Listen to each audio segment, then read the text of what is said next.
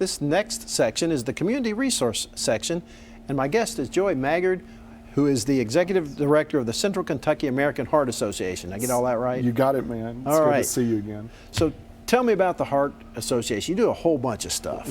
We do a whole bunch of stuff, yeah. Our organization is the largest cardiovascular disease and stroke organization in the United States and around the world.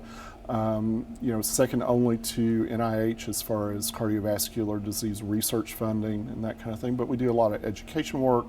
We just came out of the Go Red or National Wear Red Day, drawing attention to the fact that heart disease is the #1 killer of women.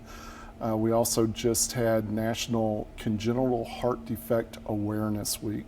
Not sure if you know this or not, Dr. Fox, but heart defects are still the #1 birth defect in kids, and 1 in 100 babies are affected by heart defects. So there's a lot of research going on right now from the American Heart Association in that term. And then we do a lot of advocacy work. So it's been a busy month over in Frankfurt as well. We've been very, very involved with the vaping issue and all the legislation that's going through over in Frankfurt on that. And then also some legislation on screen time for kids who are in preschool or nursery schools, and so that they're not just parked in front of an iPad or a video screen during the day. There's more interaction, more exercise at that age. Teach them early so when they get to be our age, they've got a little bit of exercise. And those habits are truly made during that time frame for kids, so we need to get them moving. Now you mentioned get them moving early before they get to our age, and the goal is, you mentioned off the air, a longevity goal. We did. So the Heart Association, two very important things just came out from the national organization. The Heart Association is based down in Dallas, Texas. Two very important things. Our 2030 impact goal.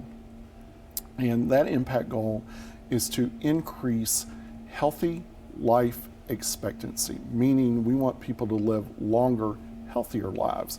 Right now, that healthy cutoff is about 66, while the life expectancy is about 76. So we're spending about 10 years of our life in real health decline, and we want to shorten that. We want to increase that number of longer, healthier years, which is very important. And then for us here in Kentucky, another very important white paper just came out from the Heart Association on rural health, and it's the very first time that the Heart Association has addressed this issue in such a formal way, and we're really looking at all aspects of social determinants of health, health care opportunities, even as far down as EMS kind of situations in rural areas. So it's a very serious look at that and a realization that we need to do more in our rural areas. You also have some events coming up.